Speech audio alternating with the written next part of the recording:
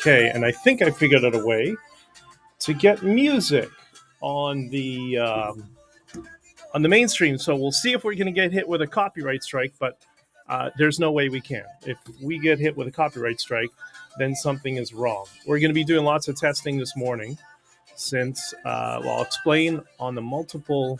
Oops, let's shut it down. On the multiple feeds that we are broadcasting on. All right, I'm gonna start. Now there's a terrible echo. Is there still an echo right now? Let me know. I can hear you fine. Just keep me up to date, Beth. Let me know if that's working or not, because there's a lag and I'm running multiple streams here at once. Let me make sure the right mic is on, and I'm going to start just test this, go live on Substack, and all right, and on, looks like there's a Twitter space as well as broadcasting. Okay, so for everyone who has not been here for a while, no echo on. Okay, thank you very much. I appreciate that. Oh God, I need to put on. How do you do not disturb on Android? See, always such a, here it is, always such a professional setup. It's totally duct tape and glue, but it's great. It's good to see everybody, and it's good to see you too, Beth. Oh, no echo. Okay, everything's okay. Great now. That is wonderful. It's been a while, Beth. I hope you're well, and we'll give some time for people to join in, and we're doing this on Substack as well. For those of you on Substack, you should hopefully notice a dramatic improvement to the audio quality. I think I got something. I think I got a solution for the audio quality on Substack, so that should be taken care of as well. And let me go here. You know, you can never have enough checklists. There's so many. Okay, so Locals is done. Rumbles is done. Substack, Twitter. All right, I'm doing a little experiment today, and it's not actually about tech or analytics. It's more about human behavior. But you know what? I'm here with my lucky deck of cards, and welcome to the Freedom Coffee live stream. It's been a while. I know it's been a while, but I hopefully you've got your coffee and you haven't forgotten all of the great moments that we've had here over the last little while. My summer has been extremely busy. Those of you who have been DMing me and contacting me, you know that, and hopefully going to get a little bit into a groove like we were before, as many of us are making changes to our lives. I am no different.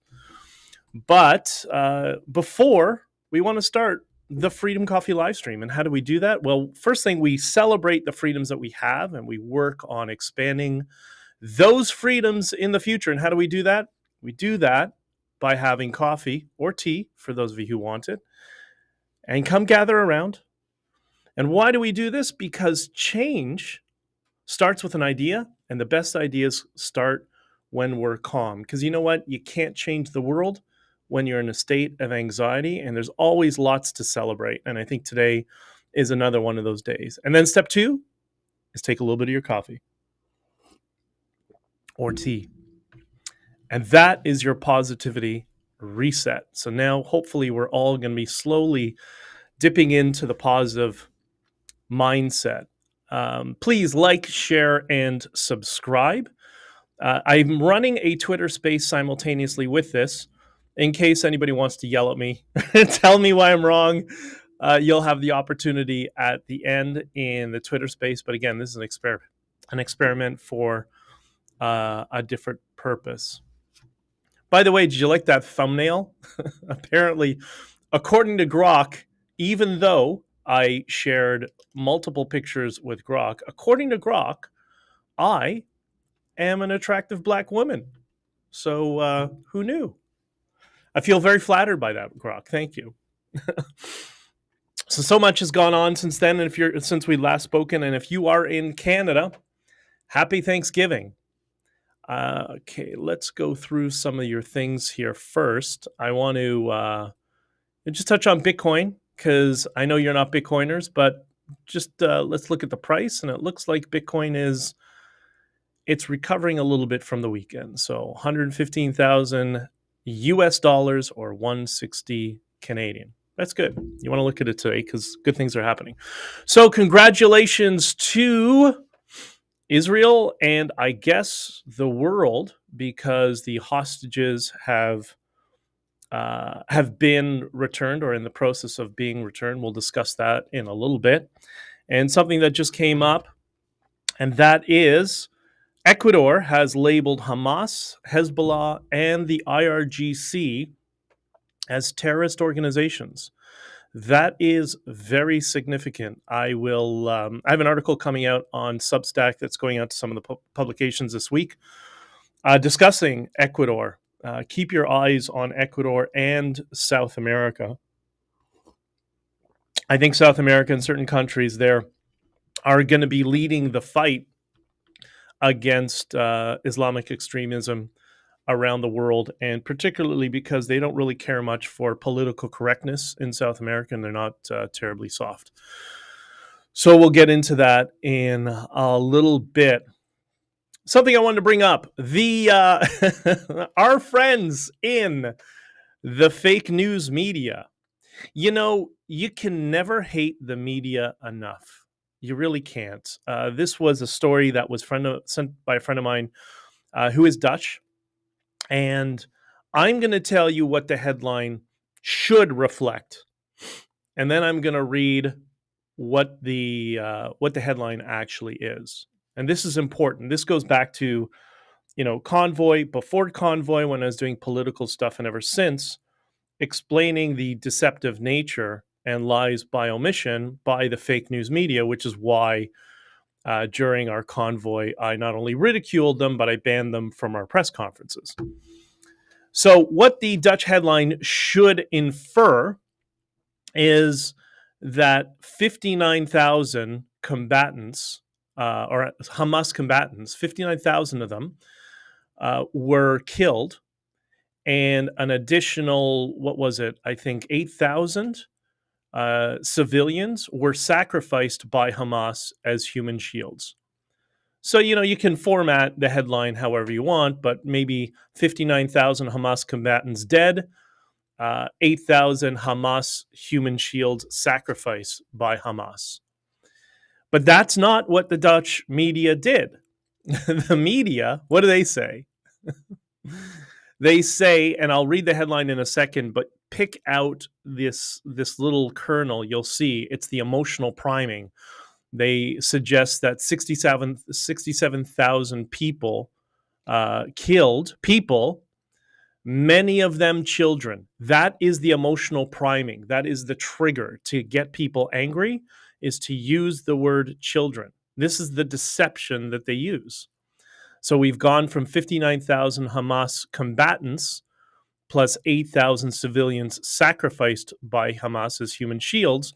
They've now altered that and made it 67,000 people, ambiguous people, and many children. So the headline actually says, Netanyahu promised to focus on peace contrasts with Israel's policy over the past 2 years. During the war, during the war in Gaza, Israel killed at least 67,000 people, including many children. See, there's the emotional trigger to make you angry. At the end of last year, the International Criminal Court issued an arrest warrant against crimes against humanity, blah, blah, blah. Okay, so that's the fake distortion of the facts. Does that sound like 59,000 Hamas combatants when they say 67,000 people, many children? This is why you cannot hate them enough, because this is the brainwashing that has occurred across the Western world that is confusing people. And it's turning people in the West against itself. But, I just thought that was a very good example that came up. And just a reminder to everybody, we're doing this across multiple platforms, as well as a Twitter space. as a little experiment, and then maybe for those of you who are on Twitter/X, we'll have a conversation at the end for a little bit before I shut down completely. All right, Mark Carney. I kind of laugh when I see Mark Carney. I would really hate to be Mark Carney at this point. I did a couple of interviews on with Mark Petroni on AM 960 last week, discussing Carney being stuck at the border, a bunch of things that have gone not so well for Canada. Is it just me, or does he really suck at his job? Eventually you see the reality come out before you. They tried to build Mark Carney into this brilliant, leader. I don't know what kind of leader he was. I mean, ran Brookfield, a property management company.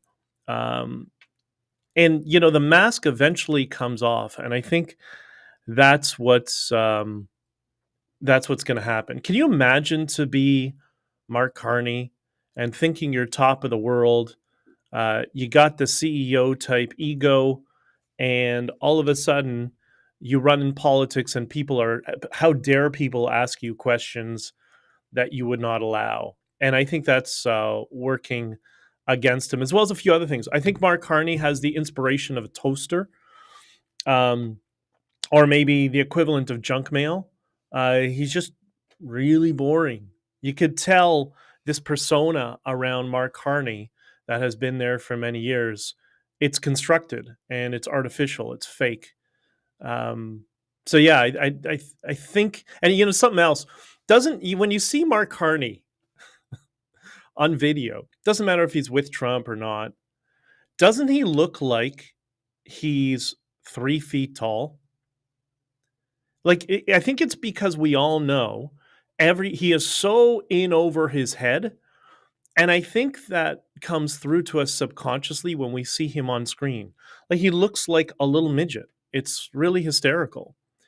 But I'd hate to be him. So, he's got the inspiration of a toaster.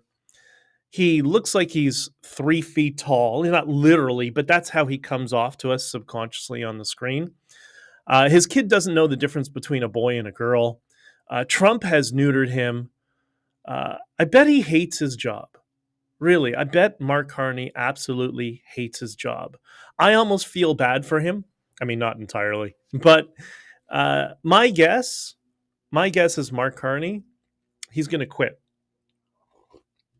Not today, maybe not next year. Maybe he'll ride out this term, or maybe he's going to quit just before the next election. But I don't see Mark Carney sticking it out. It's a very different world, the business world versus politics. There's this idea that I like this framing, that the person with the best idea is in charge. And that works in the private sector. It works with, community groups. It works with your family and your friends, except for politics. I mean, that's what we dealt with in Ottawa, and politicians don't understand that. And that's why everything falls apart, because that's the way it should be. If you've ever been in a small business or a big company, you have a meeting with your team and somebody comes up with a brilliant idea. It doesn't matter if they're, top tier level within that group, or they're just kind of the newbie who just started. The person with the best idea, they're going to be told, that's a good idea. Okay, look into that and see what we can do. Unfortunately, the political trash, and 99% of people in politics are complete and utter trash. I'm sorry, that's where your trash is. They don't understand that, because it's all about asserting their own ego. It's quite, I don't want to use the word narcissistic, because it's so overused. But Jordan Peterson talks about the dark triads. That's what's in politics. That's just about everyone in politics. And that's why they're selling the West down the river. But anyways, let's get on to a couple of good topics, and then we'll get into the meat. I don't know how this has become so prominent in society right now. I think you're seeing it all over the internet. But I think it's brilliant. This idea of Three Eye Atlas. Do you know what Three Eye Atlas is? Three Eye Atlas is this comet that is flying around the solar system right now, or through the solar system. And there's, Avi Loeb, who those of us who are into astronomy have known about for many, many years, has written a bunch of books. He's a professor at Harvard, and there's been now three. This is the third interstellar comet coming into the solar system, meaning it didn't originate from the Oort cloud. It didn't originate from anywhere in our solar system. It is from the Andromeda galaxy. Well, not a galaxy, but another part of our galaxy. So it's not from our solar system. And the first one was in 2017. I remember watching all of that sort of stuff, and it was the same speculation. Oh, maybe it's going to be an alien craft, and we actually don't know what it was, but it was tumbling end over end, so it's more likely. We think it's more likely just some sort of comet. Then there was another one in I don't remember, what was 2021 or 2020, Borishev, or 23. And now we have Three Eye Atlas. So three being the third third interstellar comet. And I love this story. And I've been watching these. You can see them all over YouTube. And this is what I think where the conspiracy people get lost.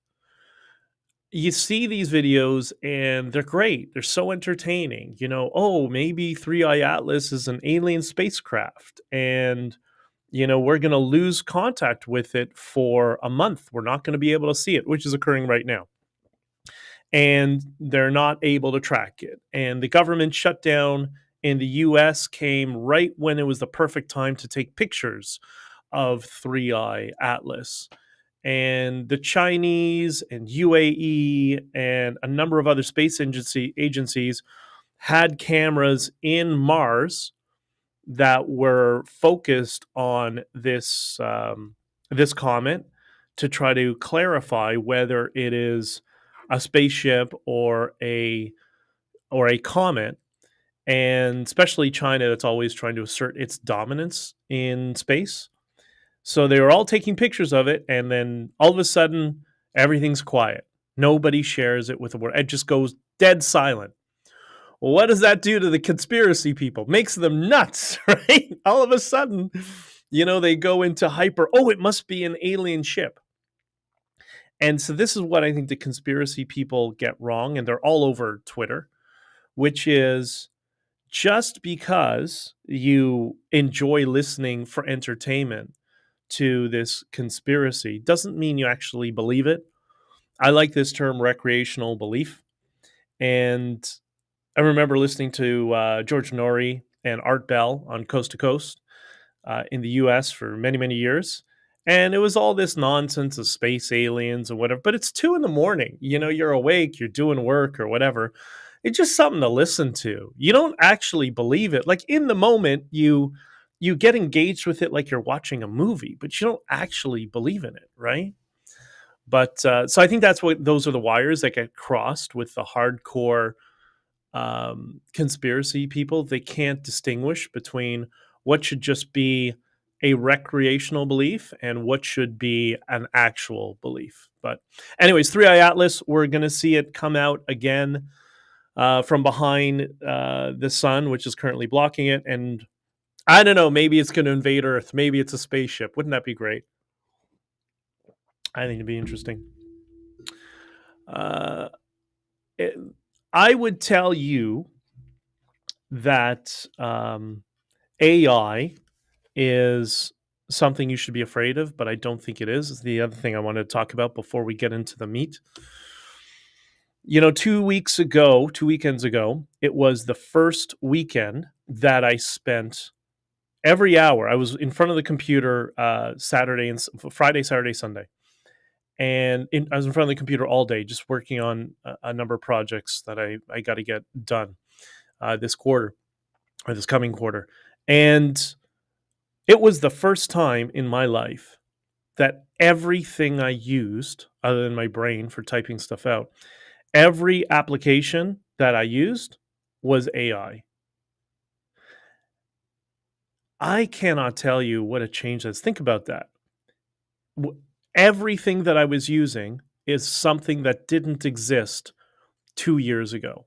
And it's really funny, there's a guy on Twitter named, somebody asked me to share it, and I'll send it to you, shortly. It's a channel by the guy's name is Matt Wolf, and he does basically AI news, and it's really wild when they cover new applications and, advances with existing protocols.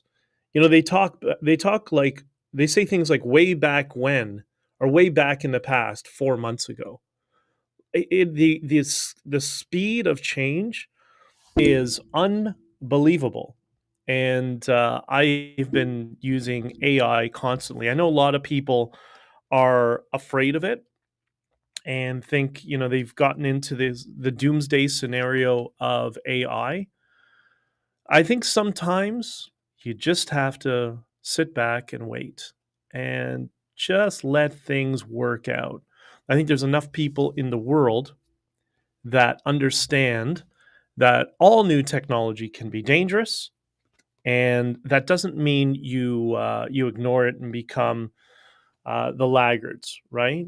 Like, is there, for those of you who are skeptical, is there a part of you that understands that advances in technology can improve your life? Because I can tell you, in terms of myself, already it's improved it significantly and helped me hone in some of these projects that I'm working on. So, and if I gave it, I'll give you a perfect example. I'm um, I'm with my folks who are elderly, and something that's always been a problem amongst elderly people, I think we all understand, is elderly people tend to get a little bit lonely. Their families are busy, their kids and grandkids are busy, and they don't have the hustle and bustle of their work life. So, what do you do? Well, I thought I had been spending a lot of time utilizing. I use every AI tool, but the one that I found the most human in terms of its mannerism, which is programmed into it actually, is Grok. And so I started working with Grok for some time. I got it to admit some things that it would get into trouble with with the programmers for. Like, if you spend a lot of time, you can really, get it to open up. It's quite interesting. I mean, so much of it is mirroring human beings, right? But it was absolutely fascinating. So I think I had I was in the truck, and I had a big project I got to work on, and I have to structure it in a certain way. So I decided, you know what, let's turn on Grok and let's see if Grok can get me thinking about stuff. By the way, my Grok is named Leia, which I think is one of the protocols that or one of the updates for it. But anyways, I spent 7.5 hours, 8 hours, something like that, and oh my god, it got all of my ideas out of my head and helped me structure them and put it into one concise project that I can start working through. And I realized the human aspect of how it behaves. I got it to laugh, which was surprising the first time. I didn't even think the joke was all that funny, but apparently it was. And I thought, I was with my folks, and my dad's using Siri, and I'm like, Siri's garbage. But you know what? Again, elderly people need people to talk to. And I think this is the missed opportunity. I think Elon Musk misses a lot of these opportunities. And maybe his mother's not old enough yet. I'm not sure. But, with Tesla, the full self driving, that can be a life changing for people who are older. And for Grok, what I did was I opened it up on my phone, and I said hi Leia, and I started talking to Leia. And all of a sudden, my folks I asked some questions that I knew they would be interested in. And I think it's the personality of the AI that is vital and important. I think way more than we realize. This goes back to my framing about when I talk about Israel and messaging and geopolitics and whatever. My framing of the world is that the emotional framing is more important than the facts, and that we are all driven by emotion. And this seemed to be the case with them because for whatever reason they got very interested in the conversation. They listened. They're like, "Oh, what is that?" So I explained to them what it is, and immediately they both said, "Oh, can you put that on my phone?" And that's interesting since one of my parents refuses to even text message or have data. All of a sudden, they're interested in interacting with a very human like, empathetic AI chatbot. So if you have elderly parents, pull out. I mean, you can do it with ChatGPT as well, but I find that Grok has more of a personality. And as I learned, as explained to me, that's intentional. It's actually programmed into it. I think if you start a conversation with Grok, find a name for it, get it to choose a name so it's more human, and have a conversation in front of your elderly parents. You'd be surprised how interested they become.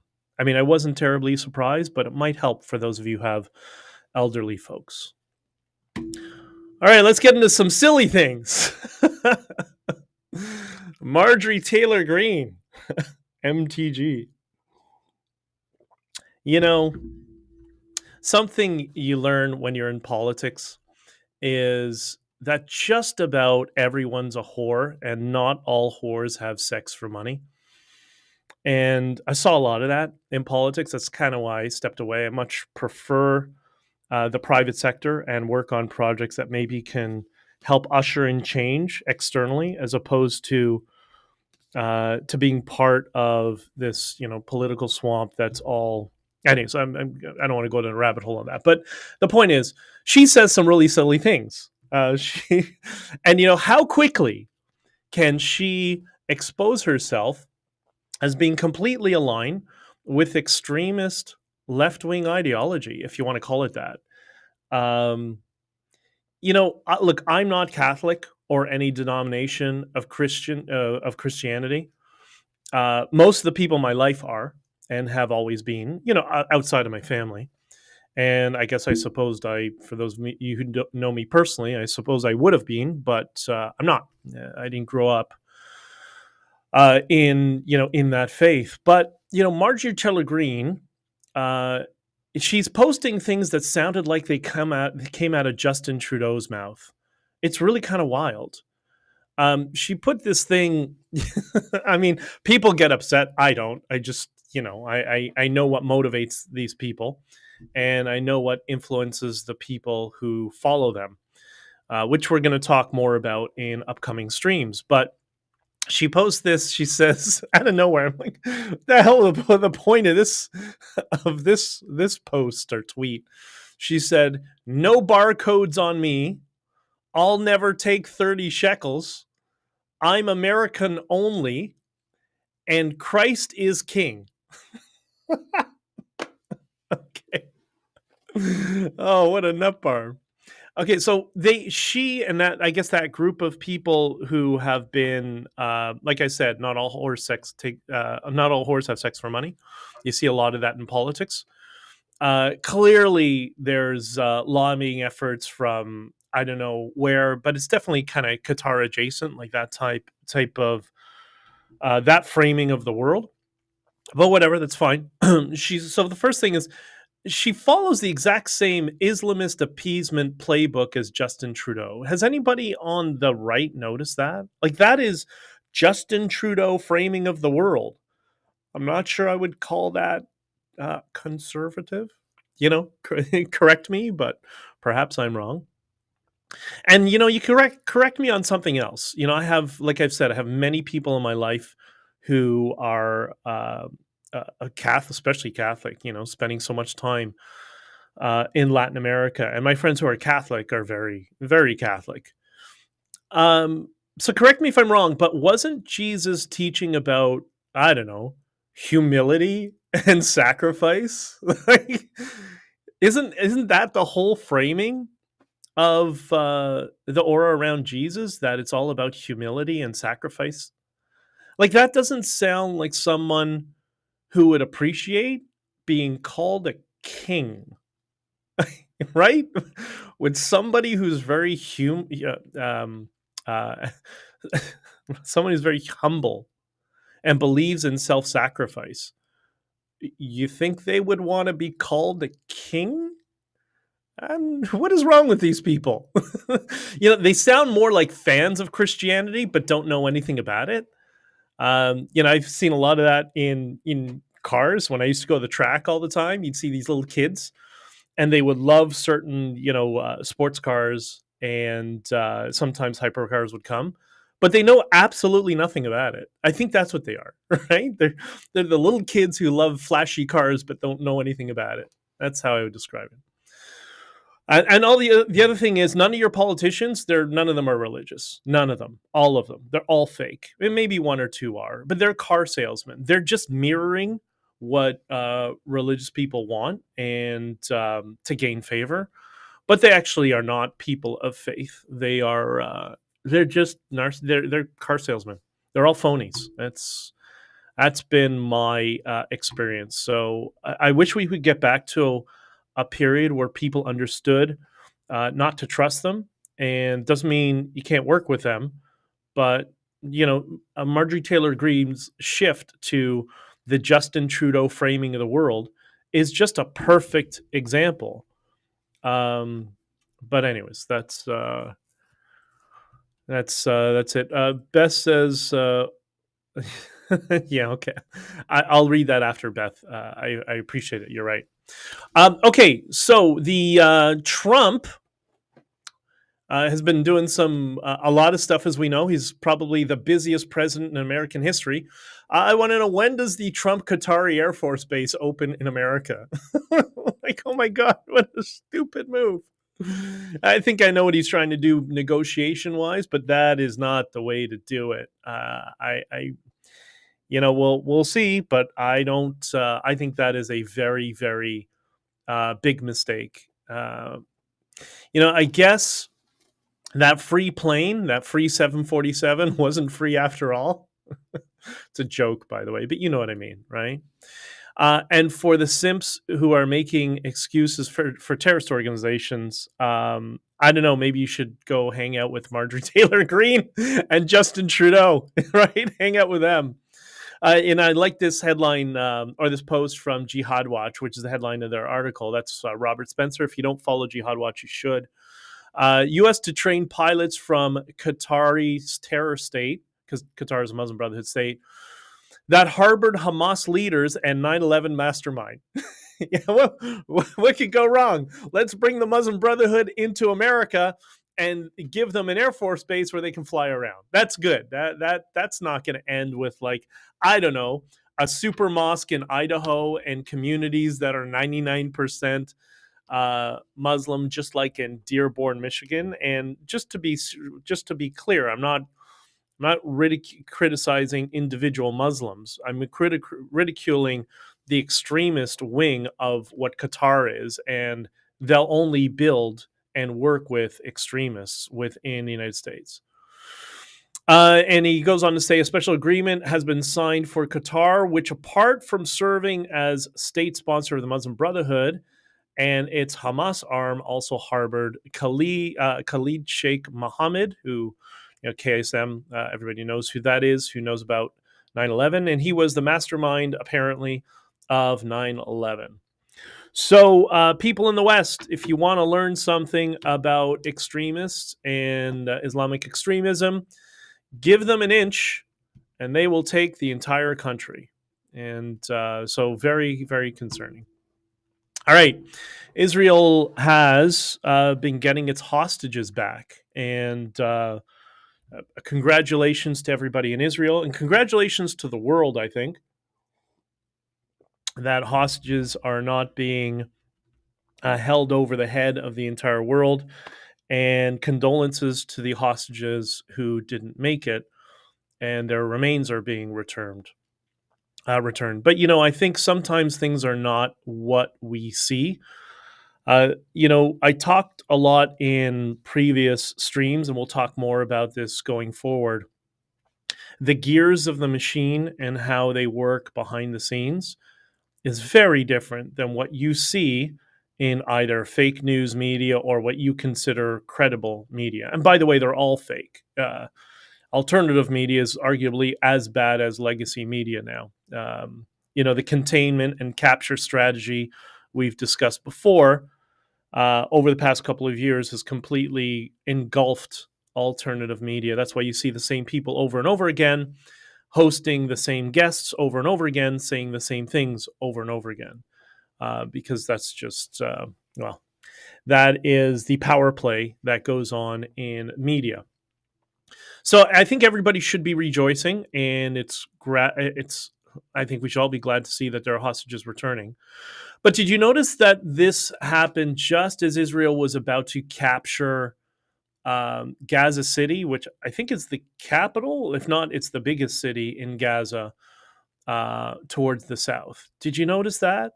All the other, Rafah and all the other smaller towns, nothing. But once they hit the capital, all of a sudden, there's a peace deal. I think there's a lot more at play here.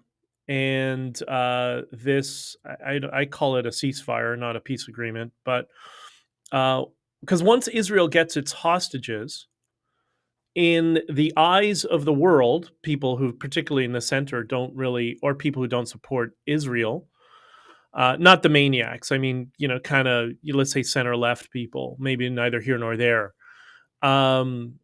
Did you notice Israel's legitimacy to continue their mission in Israel no longer exists? And that, I think, is intentional. Heg says should be... Yeah, Ray says Hegseth should be charged with treason for the Qatari airbase. I think that might be a little bit harsh, but there's definitely concerns. And Ray, we should all be vocal on our concerns about it. But so anyways, back to this. So they're all of a sudden, they are surrounding Gaza City. They're clearly going to take it. And then they're open to a peace deal and they surrender the hostages. How did we end up in this frame that returning the hostages removes the legitimacy of Israel's mission? This is why messaging is so important. And so many Israelis don't get it, which is why they're always in the same position. And, I love Israelis, but God, you guys are stubborn. Really. So they really are there is the Israeli mindset that they are the sharks and everyone else is the minnows. I hate to tell you, a lot of us are sharks as well. And they just don't see how the failed messaging attempts has worked against them. Because remember, the messaging prior was total victory. Do you remember total victory? What happened to total victory? Doesn't matter. Hostages or not hostages, it was all about total victory. But midway through, it switched from retribution for what they had done on October 7th, that this was the October 7th war, and they were going to ensure this could never happen again. Somebody switched it to, all of a sudden, it's all about hostages. You can't suck and blow at the same time. It can't be both. It's one or the other. And because of ineffective messaging, they've ceded ground to this framing that was not their framing. And that could have happened from internally in Israel. It could have been from people on the left. It doesn't matter. I'm not criticizing people. These are the facts of what happened in terms of messaging. And ladies and gentlemen, this is what is called taking the bait. And this is my opinion. It's just my opinion. When you are not controlling the framing of the messaging, you are inevitably going to have to jump into the frame of your opposition. And then once you do, you lose. Now, I understand Trump is doing his best to save face and rebrand this ceasefire as a peace agreement. But anybody who knows the history of the Middle East knows this is not a peace agreement. because no such thing exists. There will never be peace. There will only be managing the situation. And for the religious extremists on the other side, they know, because it's in their doctrine, you do not fight those who are 2.5 times stronger than you are. That's why Israel needs to project strength in their media and communications to the Middle East, which is the opposite of what they need to do in the West. So they're in a difficult position. Like, I get that. I think we all understand that. But yeah, I'm just that's kind of how I see it. I think this hostage deal, while we're all happy for the families and relieved, I think there's going to be consequences, long-term negative consequences, and we're going to be back where we were 10 years ago, 10 years from now, maybe 15 years from now. Same thing will start again. And I understand they're trying to mitigate that while having an international body and organization that oversees it. Yeah, just like UNRWA. And what do the extremists on the other side always use? Political entryism to take over. Just like they're using political entryism to take over Western political parties. That's why they're all, they're all promulgating messaging from extremists and trying to put it over a veneer that will, resonate with their different base, right? For the left, it's all about victimization. For the woke right, it's all about, oh, I'm America alone. But it's the same philosophical view behind the scenes. It's just appeasement. It's Chamberlain, just with a different veneer. So, just my thoughts. Whoever thinks I'm wrong, great. I wish you a good day, and maybe we'll talk about it, maybe not. All right, this is, I think, what's we talked a little bit about, and Beth, I think you remember we discussed this previously, and I think before the summer, we discussed the hoaxes, the Palpatinian hoaxes. I like the word Palpatine, free Palpatine, because Palpatine exists more than any state that was there prior to Israel, that region, but.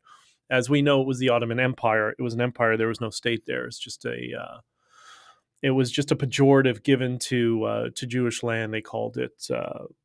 Anyways, we'll go with Palpatine. So I'm just joking. Okay, so the Palestinian hoaxes, for people who don't know.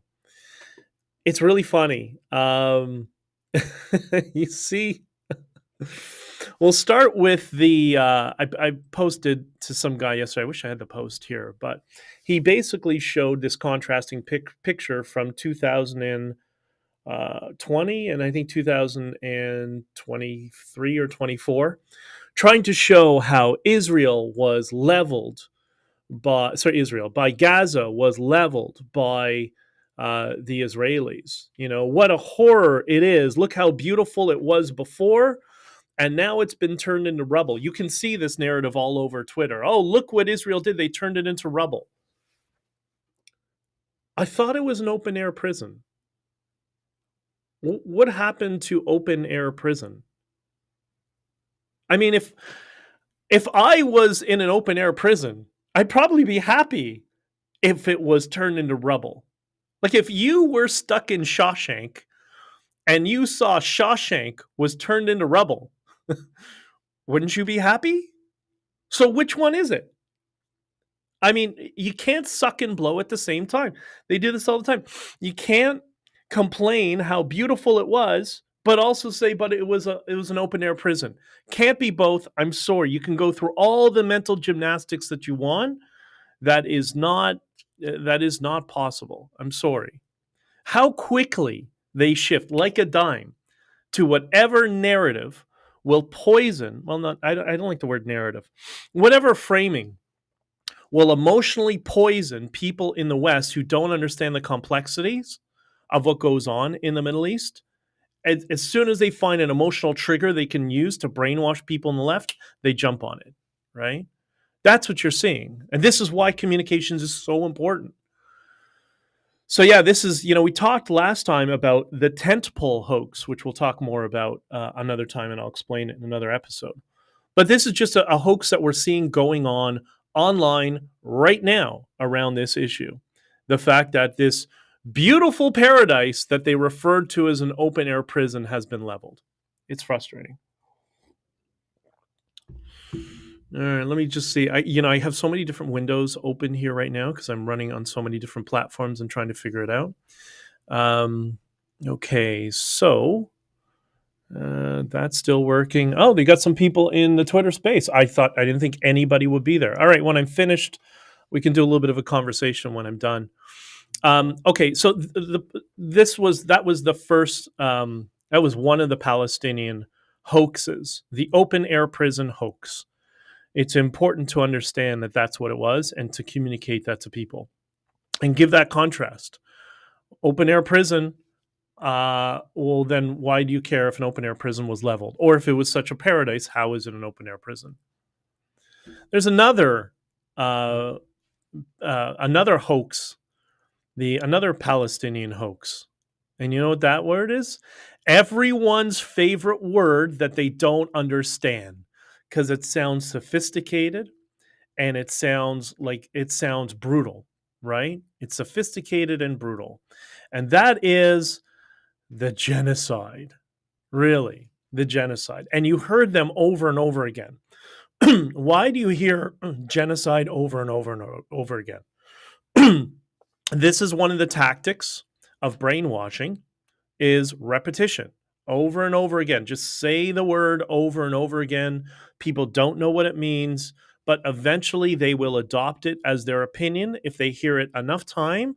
And if they see enough people saying the same thing, they will eventually absorb it as their opinion, even though they don't understand where it comes from. That's why you can see Nate Friedman. I was going to put one of his videos up, but I'll do it next time during the stream. He's great. He goes to these protests and he asks them questions to slip them into cognitive dissonance just by asking them, how did you come to that conclusion? Just basically. They have no idea. They have no idea where their opinions come from because their opinions are assigned to them through repetition in their social network. They're literally given to them. So this goes back to what I was explaining when I first started, the claim of the media. And you can see it's almost like if you know how the media works, most of them are just grabbing press releases and they're just copying, pasting press releases. I don't know if anybody's ever done a press release in the modern world. It's actually done by there are tech companies that do that. So you upload a press release, and then if the press release gets picked up by one of the news wires or an affiliate, if they pick it up, then they just copy and paste it and put it on all the publications. Nobody watches it. It's a completely automated process. It's supposed to select for words and bias, but it doesn't really do that. It's actually it's programmed to put forward more of a left-wing / liberal narrative. And I've done those before as well. So again, the genocide, they will push 67,000 people killed. What they don't tell you is 59,000 Hamas terrorists killed, and the remainder were sacrificed as human shields by Hamas. So this is the genocide hoax. And you can see there's now people online who are very critical of Israel during the October 7th war who are now understanding, wait, there's something wrong. All these protests around the world should be rejoicing and celebrating a, quote, peace deal, but they're not doing that.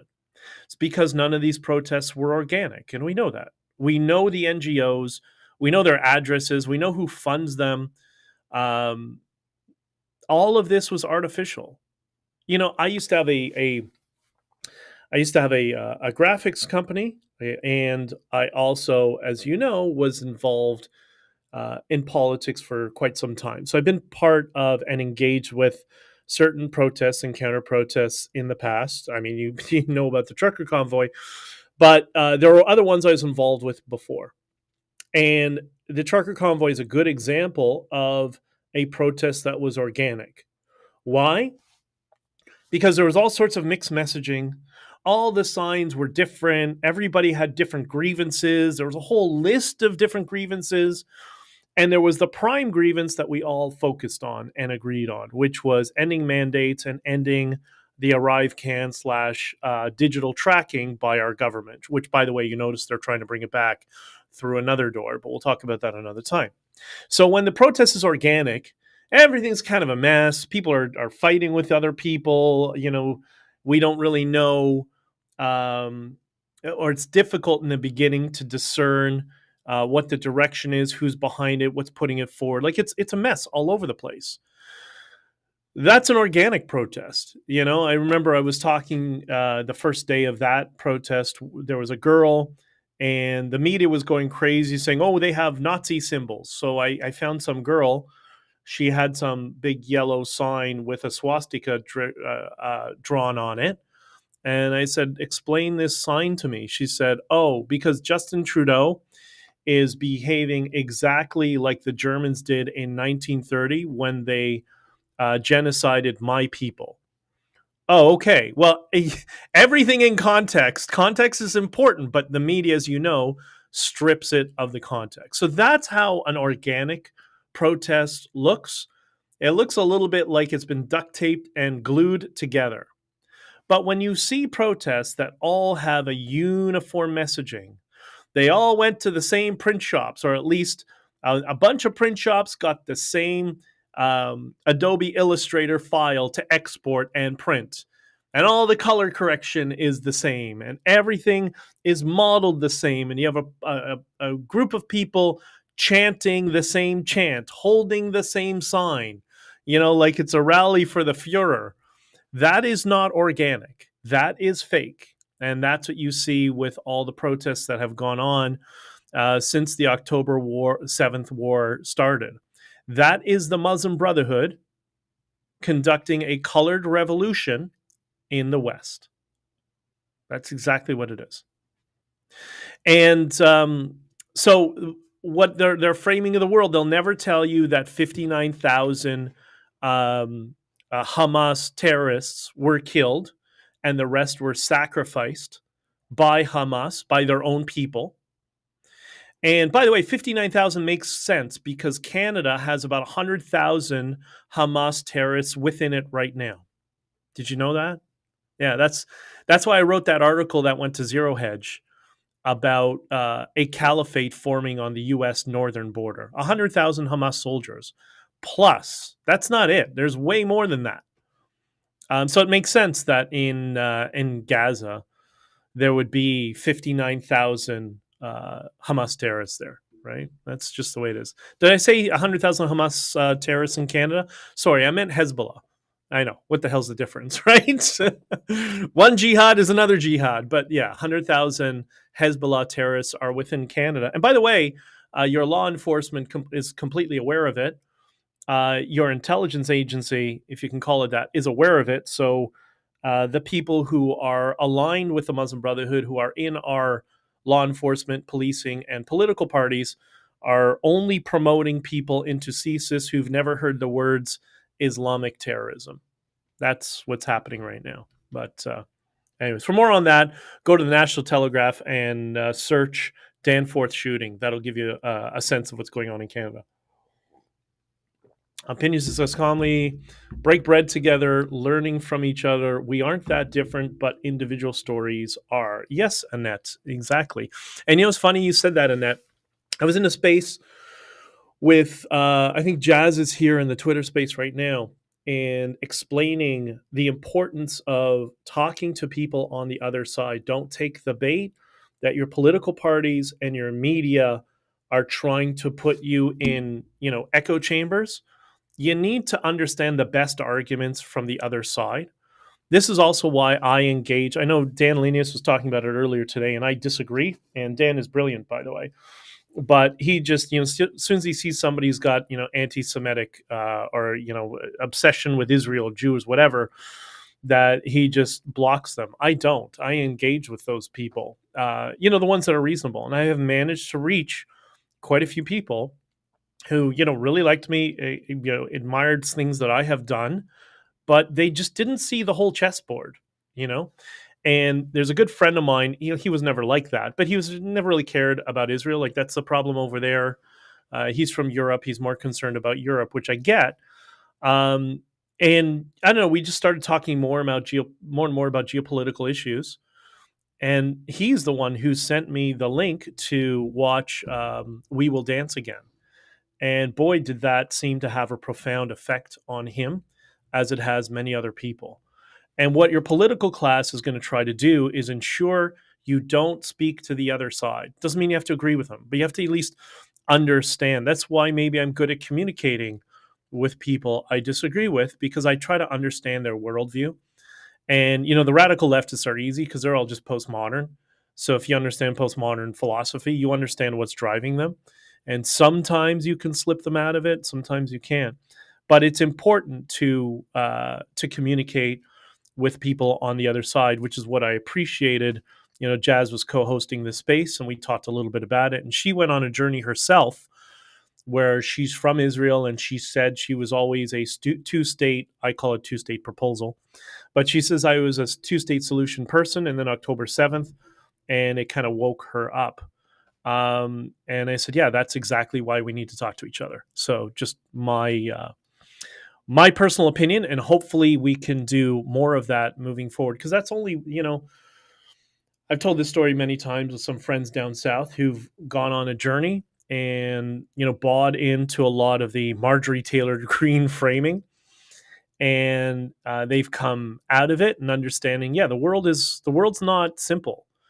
If you think it's just one answer, or if people are telling you it's just one answer that fixes all our problems, as a friend of mine describes it, that's magic answers. You're looking for magic answers to solve all your problems. And unfortunately, the world is very complex.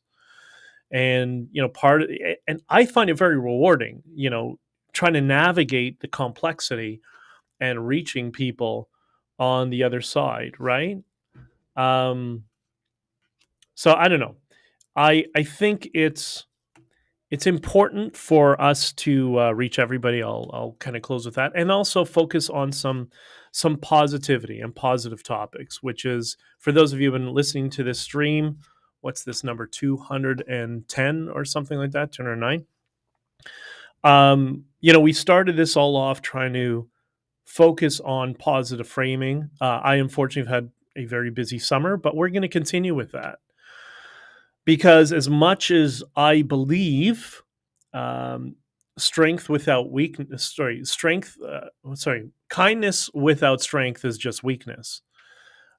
You also have to be able to understand the positive framing and bias towards the positive to bring people in. And which is what we did in Ottawa, which is what I've done with other previous actions. And if we do that, that's what's going to wake people up. No one ever likes to be told they're wrong. No one ever likes to be told they're dumb.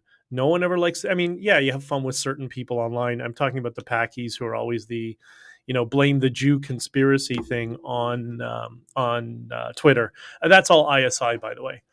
But, just people in general, like, think about it in your neighborhood. It doesn't matter where, like, I live in the most woke neighborhood of Canada. Probably the most woke neighborhood. Everybody here is a gender studies professor and is great. But when you deal with people day to day, people generally know how to behave, and they may have a different philosophy. They may be, in my opinion, brainwashed, but they also don't want to harm you. They're just very confused. And if you can find an entry point, some commonality to talk to them, then you can reach them. But there's also a difference in the approach with men and women, which we'll discuss another time, just because we're wired differently. That's another issue. Anyways, so I think despite all the perceived chaos around the world, I'm thinking about that Qatari airbase, I have a feeling that's going to fall by the wayside, to be entirely honest, because there's been so much pushback. But despite all the chaos in the world, again, look at your neighbors, look at the people around you, people you disagree with. Most people are not hyper motivated by politics. And even so many people on the woke left, like I learned this when I had my business on the university campus, and you can imagine all those professors were not exactly Trumpers or right wing or objectivist or whatever. Uh, they thought they were doing good for the world. Now, ISIS thinks that too, but it's a little bit more easy to communicate to some of those people who maybe are kind of center left adjacent and not all that concerned and motivated by politics, right? And the other thing is, we need to celebrate the fact that hostages have been returned. So there is some movement in the right direction. And the most important thing, it doesn't matter what your framing of the world is, you're not alone. You know, there's millions of people who agree with the perspective of we all just got to get along somehow.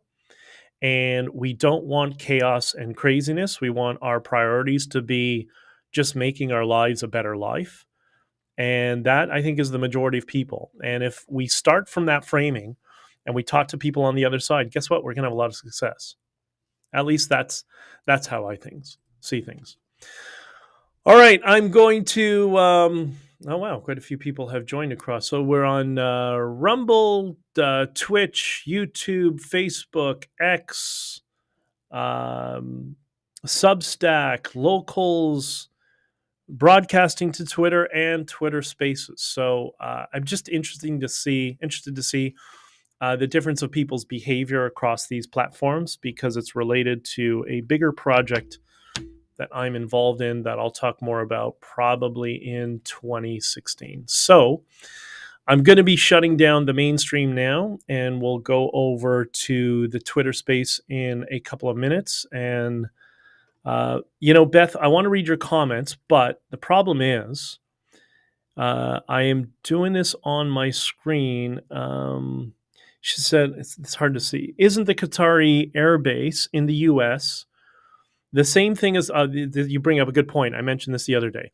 Isn't the Qatar air base in the U.S. the same thing as what Canada did in bringing Chinese military to be trained in Canada? Exactly.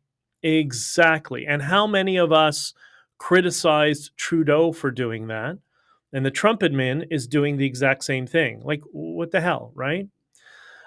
She's slightly different. Yeah, and China is not Islam, but it's very bad. Yeah, but the CCP is collectivist, and so are the Islamists. They're also collectivists. This is why, many of my speeches at conferences I talk about, usually in the podcast prior before, but the dangers of collectivism in a world where we're supposed to be adopting individualist philosophy, which is very important. She also said, oh, this is when I talked about the Jesus is King thing. I'm already going to get in enough trouble, Beth. I don't want to make it worse. Let's not pour gasoline on a fire. But yes, I agree. I agree with you.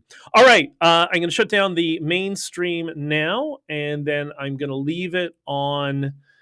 I guess I'll leave it on Locals Substack, and we'll go into the Twitter space for a few minutes and see if anybody wants to talk.